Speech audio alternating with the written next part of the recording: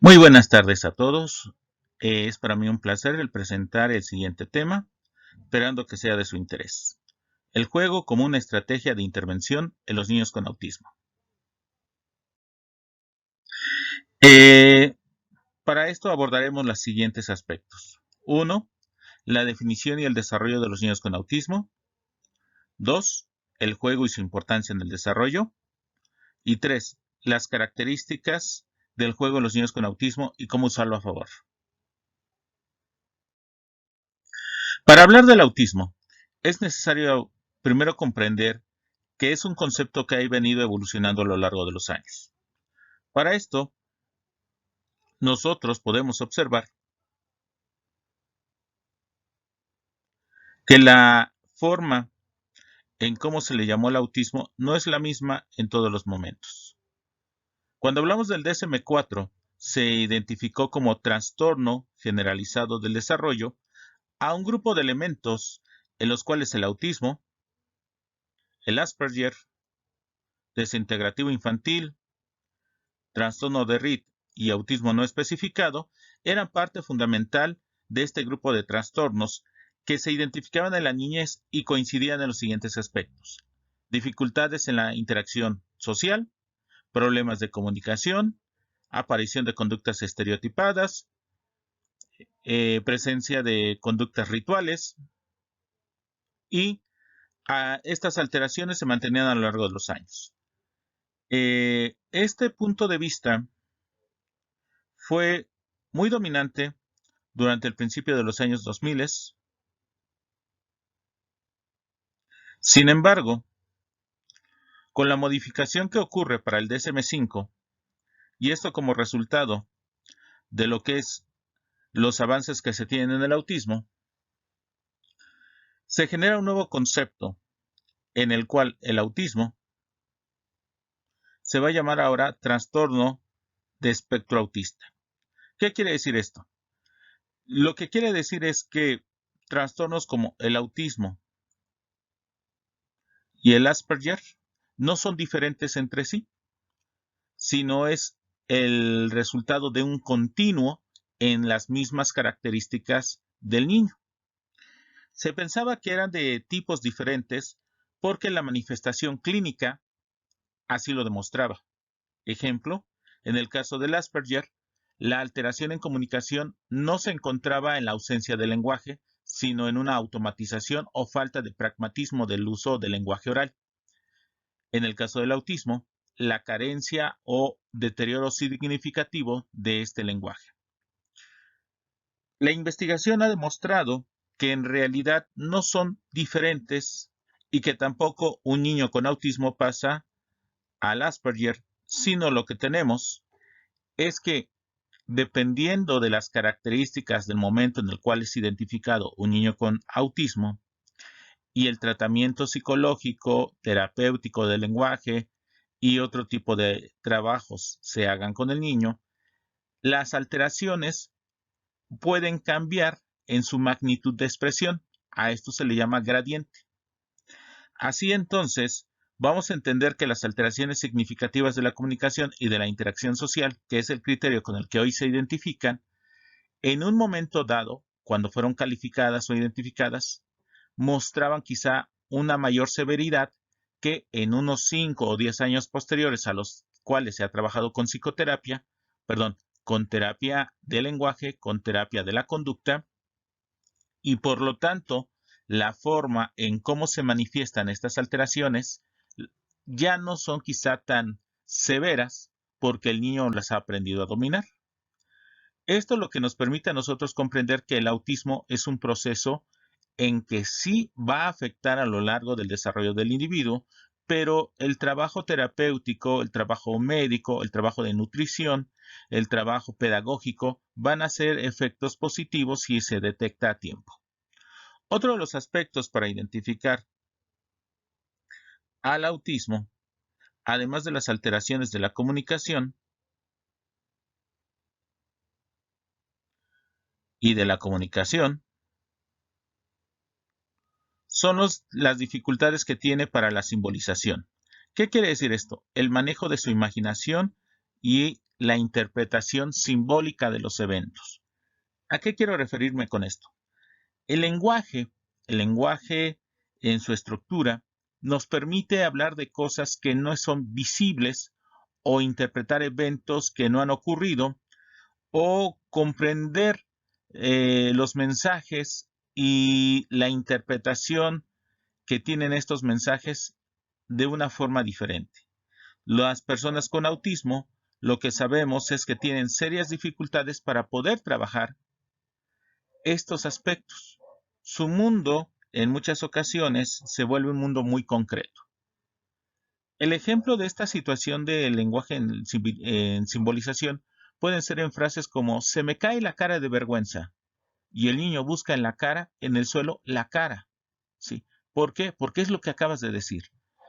Entonces la simbolización, como es un proceso de abstracción, los niños con autismo, dependiendo del nivel de afectación y si tienen una u otra comorbilidad, pueden llegar a aprender a manejarlo y hacerlo, ¿de acuerdo?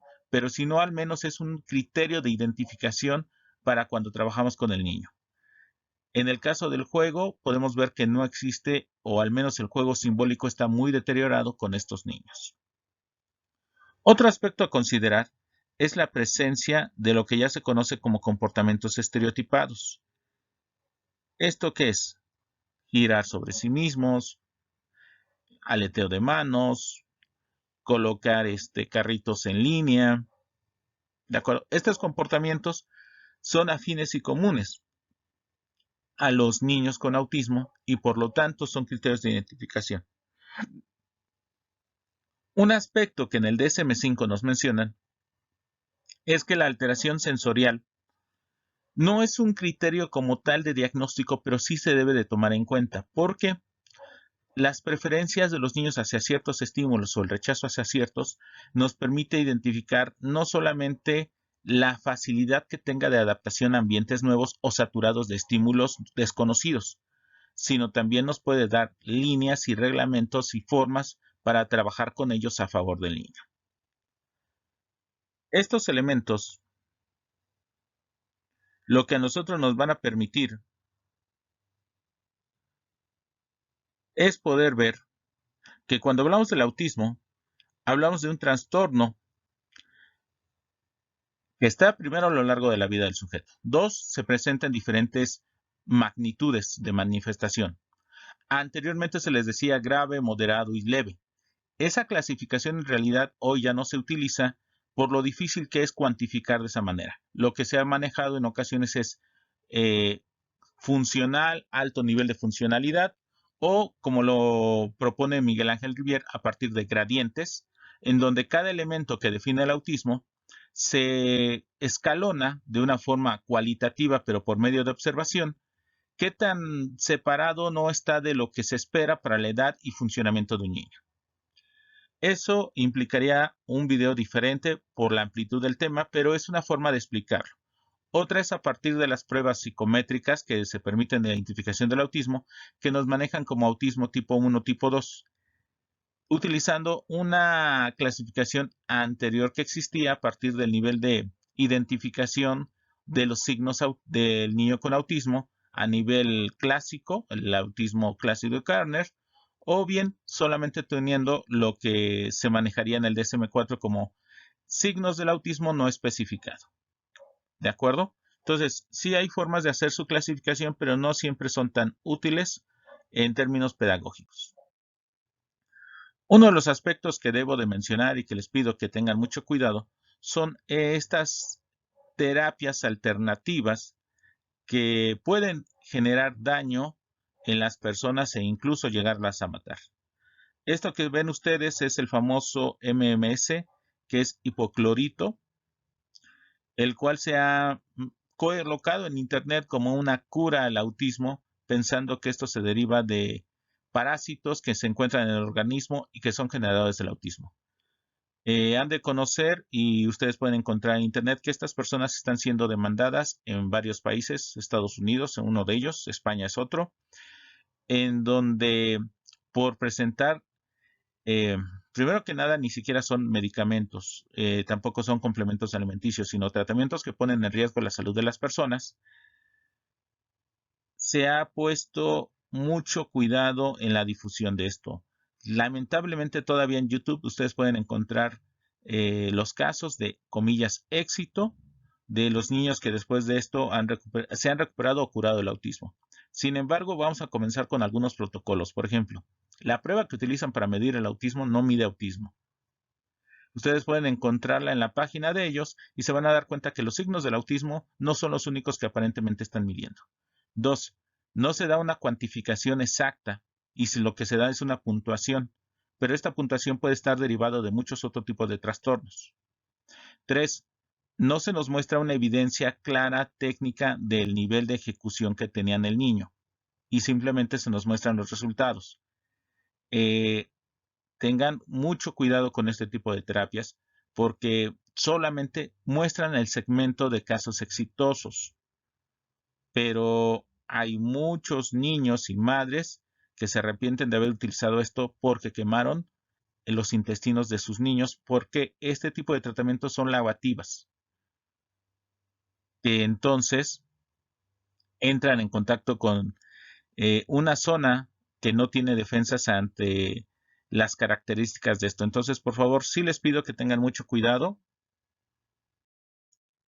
Y entonces, ¿cómo es que se identifica el autismo? Bueno, aquí una de las cuestiones importantes quiero que entiendan es que son los padres, son los alumnos, son los hermanos, las primeras personas que tienen contacto con el niño y que en ocasiones, a pesar de que ven que su comportamiento y su acción es diferente, no hay una aceptación por el factor psicológico que esto implica, pero son los profesores de preescolar, los cuidadores o el médico pediatra quienes ante los comportamientos del niño hacen la primera identificación.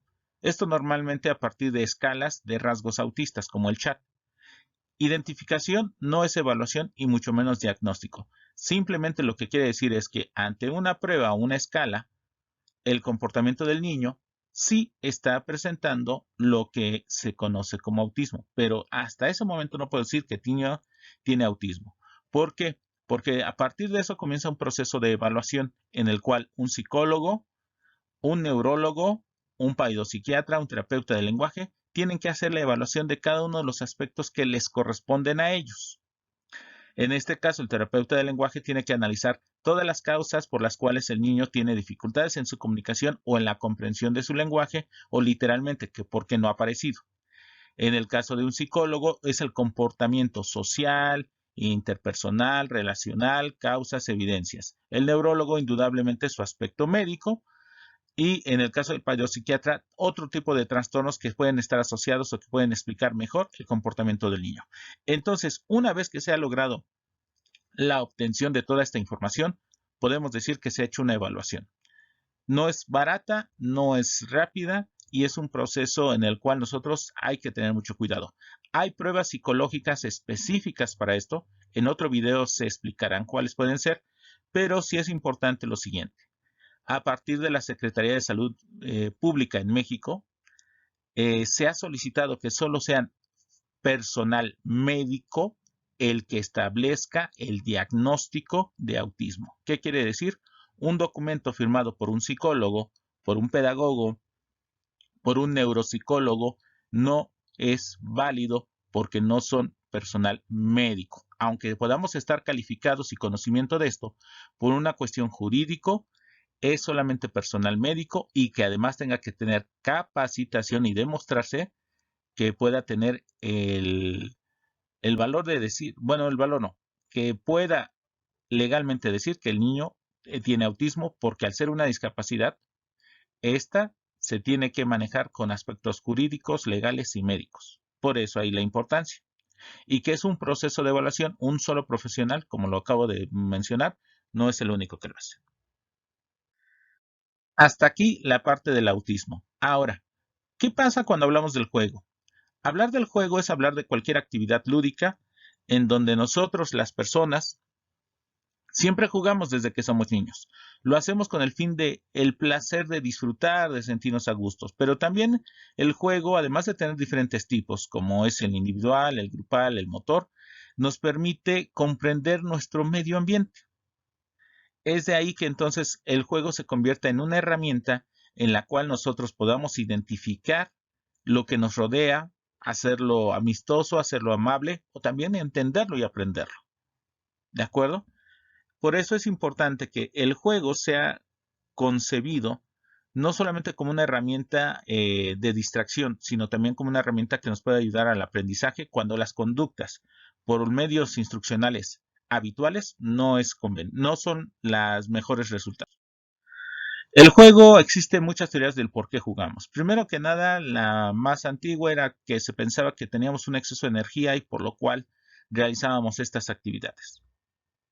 Otro, porque se ha encontrado que después de jugar uno se relaja, se tranquiliza y por lo tanto pareciera que el organismo entra en una homeostasis, en una regulación. Ese es otro tipo de teoría.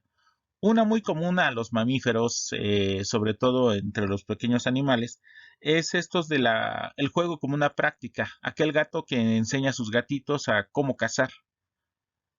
Y esta instrucción los gatitos posteriormente en forma de juego lo están llevando a cabo. Esa es una forma de una práctica, un preejercicio. Esto también en pedagogía se ha utilizado, por ejemplo, en estimulación temprana, en el cual nosotros al saltar, brincar, cantar, ayudamos a los aspectos motores del niño. Un aspecto muy ligado, por ejemplo, al aspecto de la psicoterapia, es que el juego nos permite recapitular un evento, una situación en la cual nosotros hemos vivido.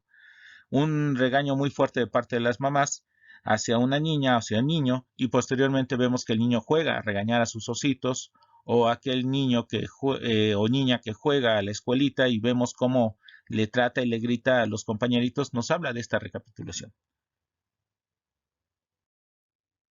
Sin embargo, algo que me resulta muy útil, entendiendo en términos del desarrollo de un niño con autismo y el desarrollo general de cualquier niño, es tomar una teoría psicológica que nos explique esto de una forma organizada, que nos permita cierto grado de observación y confiabilidad en esto.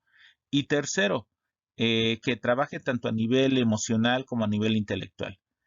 Si bien la teoría de Piaget se enfoca mucho en el aspecto cognitivo, lo cierto es que tienes un estudio bastante interesante sobre la forma en cómo se adquiere el juego, y eso nos permite a nosotros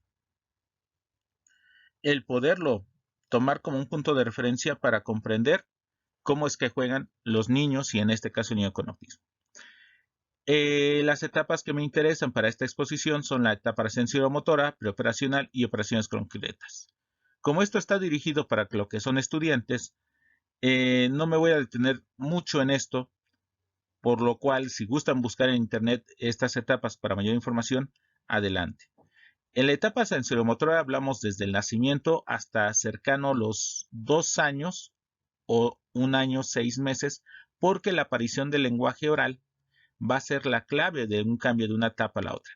En la etapa sensoriomotriz básicamente estamos hablando del conocimiento, del dominio, del manejo y del control muscular primero, asociado a esto el desarrollo intelectual, asociado a esto el desarrollo social de un bebé hará con sus padres primeramente o cuidador y posteriormente conocimiento del medio a medida de que su cuerpo le permite un grado de independencia.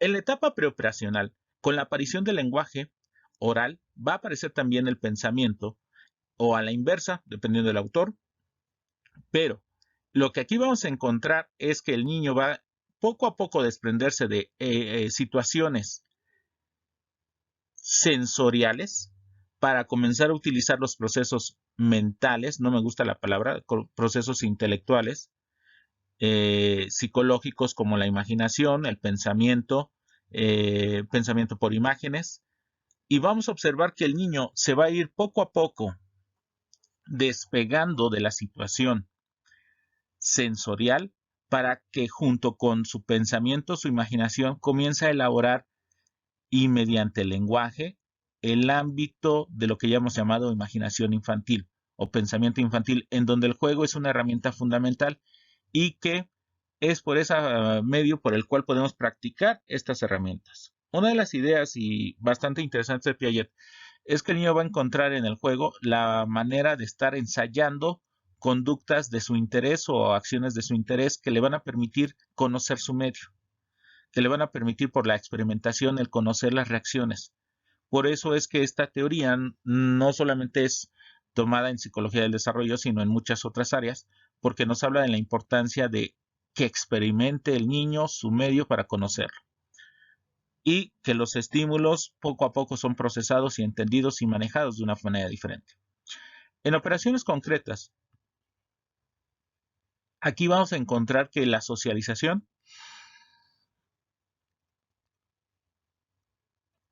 junto con lo que es el ámbito de la educación, van a ser los elementos claves de esto.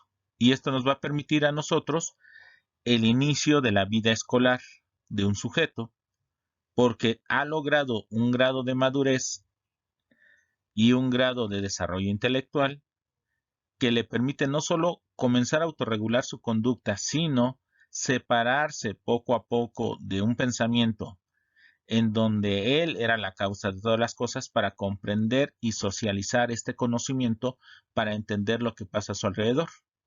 Estas tres etapas son importantes en cada desarrollo intelectual del niño.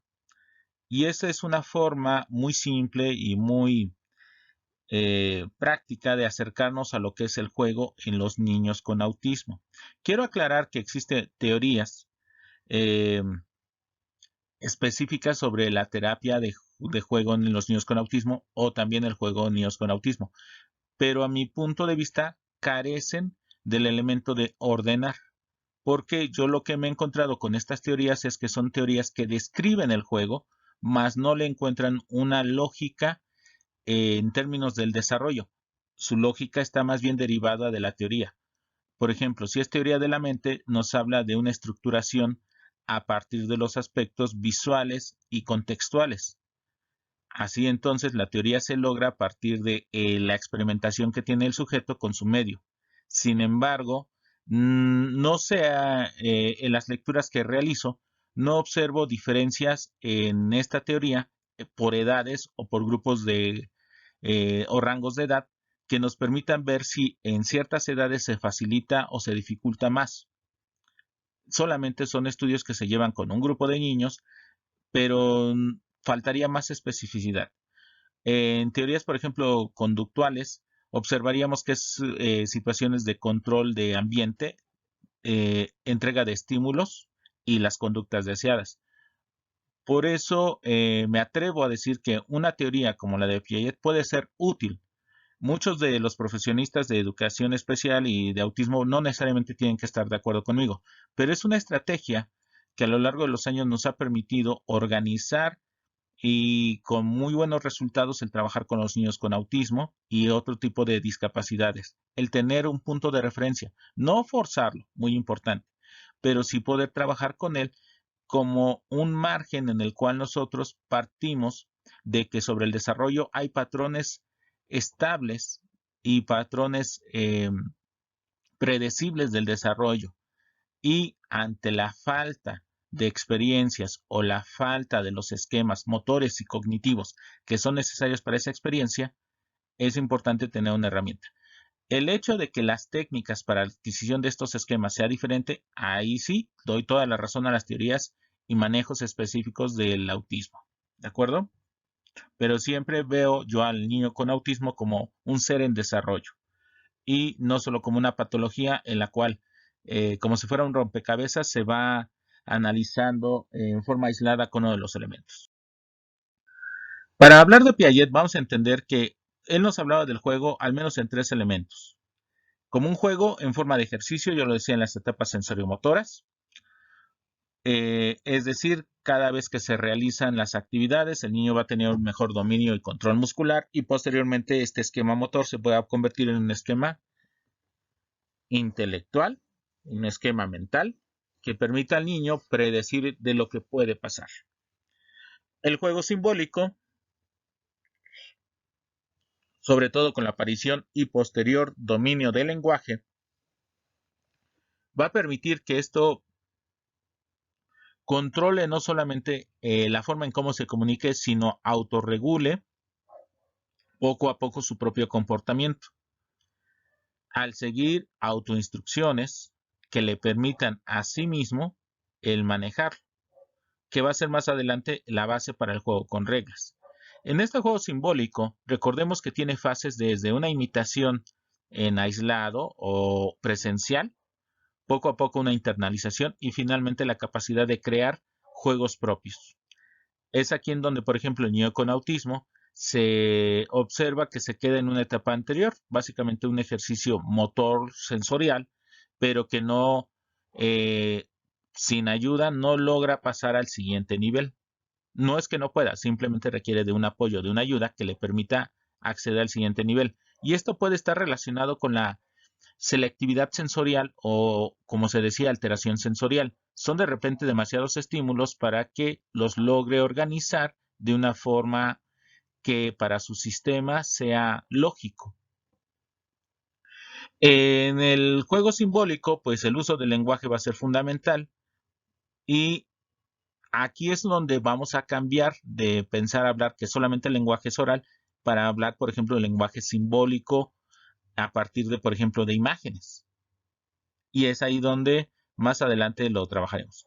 El juego con reglas es una de las etapas que tiene que ver más con un desarrollo en donde el individuo ha aprendido a controlar su comportamiento motor, su comportamiento por medio de la palabra, porque las reglas son palabras, y esto nos permite a nosotros establecer líneas de acción que, por ejemplo, el juego de un partido de fútbol soccer, aprender a saber hacia qué lado se patea, quiénes son tus compañeros, cómo se manejan los tiempos, cómo se manejan los turnos, regula mucho el comportamiento de los individuos. Es un ejemplo quizá a lo mejor muy burdo, pero en realidad es donde hay carencia de los niños para poder estructurar un orden. Y es aquí, con estos tres elementos de la visión de Piaget acerca de los tipos de juego, que podemos ver que los niños con autismo es donde van a requerir ayuda, dependiendo del momento en el cual se encuentren. No falta mencionar la importancia que tiene el lenguaje para la regulación de las actividades de juego. Por eso es que deseo agregarlas aquí. Sin embargo, esto implicaría un estudio mucho más amplio de lo que hoy en este pequeño video se quiere hacer. Pero básicamente ustedes pueden observar aquí en la lámina lo que son los diferentes tipos de usos de palabras y para qué las empleamos y más en situaciones de juego que nos van a permitir a interactuar y comprender qué es lo que deseamos hacer con esto. El pensamiento simbólico y el juego, aquí si se dan cuenta hay una mayor especificidad de lo que en la primera lámina sobre el juego estábamos manejando, porque nos habla de las etapas en las cuales, como yo mencioné hace rato, pasa de una imitación diferida o en el momento a un juego simbólico en donde podemos reproducir de manera simbólica o mediante imágenes que uno reubica símbolos que nos permitan determinar qué es una cosa o cuál no lo es. El ejemplo más común aquí, ustedes lo pueden identificar, es vamos a jugar al avioncito con la comida, donde la cuchara, al decirle este es un avioncito, este es un ferrocarril, el niño entra en ese juego y le da la propiedad de ese símbolo. Y es aquí donde nosotros vemos el avance que se tiene. Las imágenes mentales van a ser más adelante ya lo que es el inicio de la imaginación como tal, en donde se separa esa imagen de la percepción visual olfativa inmediata y es capaz de empezarla a generar y a construir. Temple Grandin nos menciona que este es un elemento muy importante en muchos niños con autismo, sobre todo ella que es persona con autismo, pero de pensamiento visual, una clave para poder comprender y organizar su pensamiento y su universo. Sin embargo, el problema, como ella dice, es que de repente son tanta la cantidad de imágenes o información almacenada que no sabe cuándo detenerse y entonces esto también es un entrenamiento que se va manejando. Pero es de ahí donde, por ejemplo, nosotros los psicólogos en varias ocasiones utilizamos al dibujo para, por ejemplo, ver en este caso cuáles son los atributos que el niño reconoce de sí mismo y por lo tanto, en un dibujo de un cuerpo humano, con Goodenough o con Kopitz evaluado, encontrar qué tanto reconoce de sí mismo. Y esto nos permite a nosotros observar qué tanto se ha generado una imagen de quién es. en este caso de los psicólogos. En el caso del autismo, muchas veces aquí hay una falla, no porque no lo puedan hacer, sino porque a lo mejor su representación visual es tan exacta que no hay la capacidad de lo que habíamos dicho. Una etapa antes, la simbolización, simplemente es una reproducción como si fuera una fotografía. Pero a medida de que el niño lo va practicando, lo va manejando, comienza a colocar atributos que lo hacen independiente, perdón, lo hacen individual de este aspecto. Y bueno, el lenguaje como el factor. Aquí quiero mencionar algunas terapias que son de interés para algunos y que les pueden ser de mucha ayuda cuando hablamos de esto.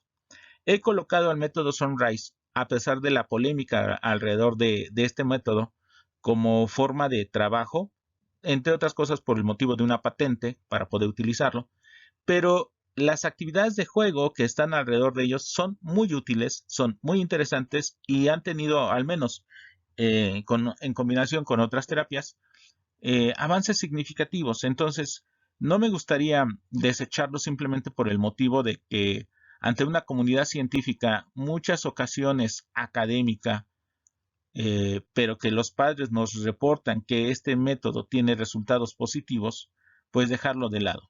Sí se requiere mayor investigación, pero creo que aquí, al menos lo que se tiene en contacto y en cercanía, es un método que resulta bastante interesante para ser analizado porque su dinámica es que el niño dirija el juego y el niño dirige la interacción y el niño controla la interacción mediante actividades de juego. Y esto va favoreciendo los resultados.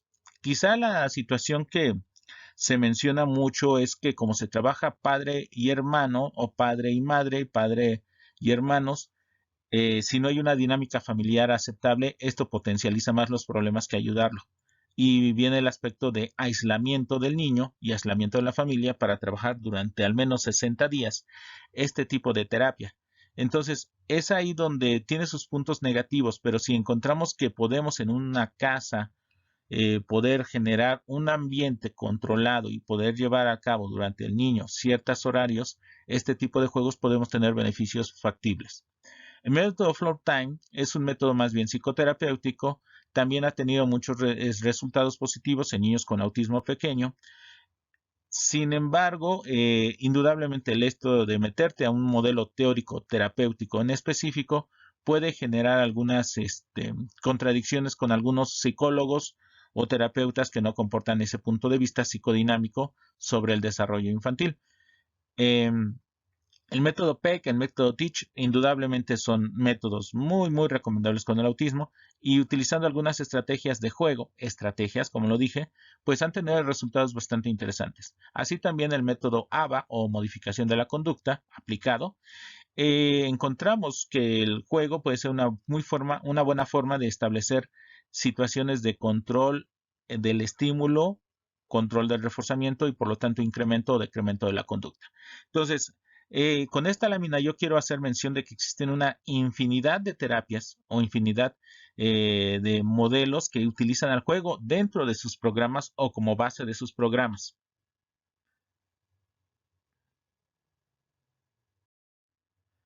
Aquí lo que yo mencionaba hace rato, el método Sunrise, es un método, primero que nada, creado por dos padres que tuvieron una pareja que tuvo un hijo con autismo y que después de buscar varios procedimientos y varias formas de trabajo,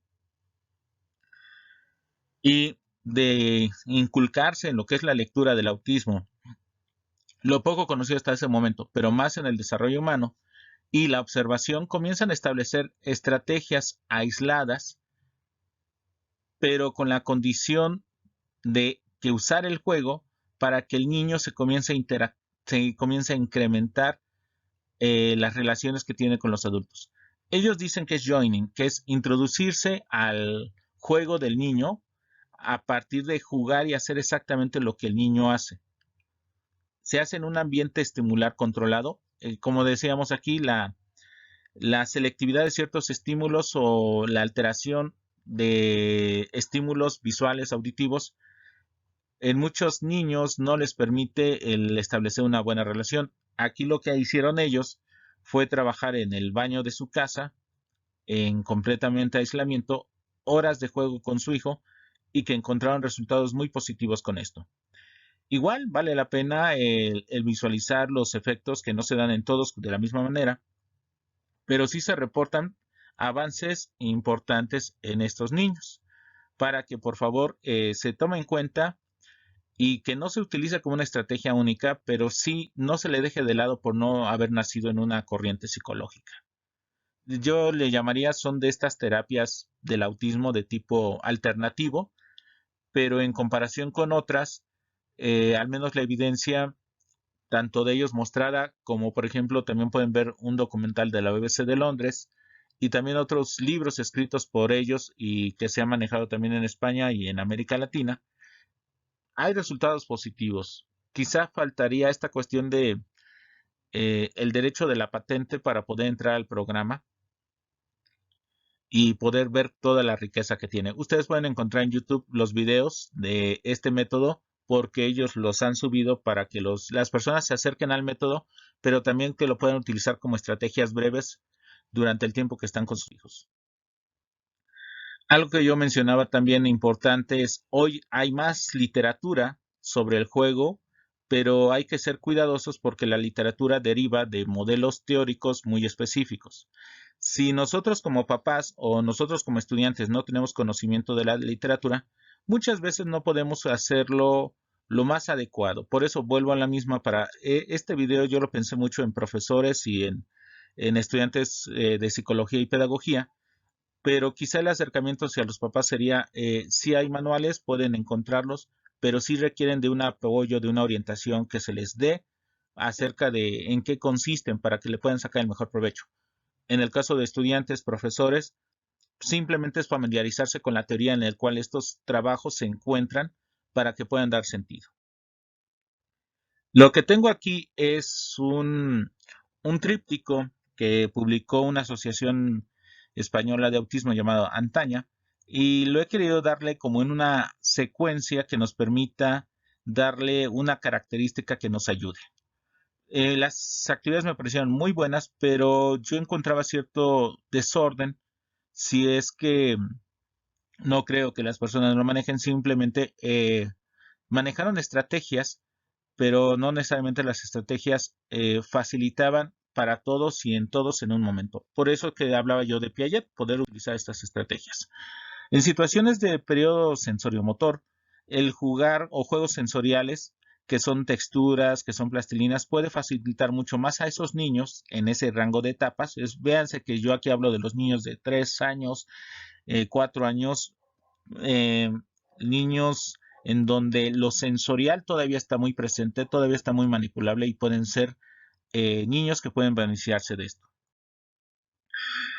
Juegos de imitación, bueno, aquí ya la imitación como conducta tendría que estar apareciendo entre los 2 años, 3, y en los casos de los niños con autismo, la imitación intencionada, que es a la que yo me quiero hacer referencia, en los niños de 4 y 5 años, a lo mejor es una estrategia perfecta de seguir trabajando, aun cuando es un esquema de otro momento del desarrollo, pero si no está presente, y que es muchas veces es porque no somos objetos de interés, nosotras las personas no somos objetos de conductas de interés, es que este tipo de juegos nos puede ayudar a los niños a que se maneje y esto comienza a generar los esquemas faltantes. En el caso de la etapa preoperacional de juegos con objetos, aquí es romper un poquito los esquemas de juego de un niño con autismo, como es alinear, como estirar, sino demostrarle y enseñarle ya con utilidades y con juegos que podemos también encontrar asociaciones, por ejemplo. Aquí, en este juego del carrito y de la vaca, el sonido que hace la vaca, el sonido que hace el tractor, cómo maneja el tractor, jugar con ellos, dejar que juegue libremente, pero poco a poco inducirlo a que hay una relación entre el objeto, el juguete y los sonidos que le vaya fortaleciendo a los niños. Juegos de causa-efecto es muy importante aquí porque comenzamos a ver la importancia que es la predicción del comportamiento, que toda acción lleva una reacción.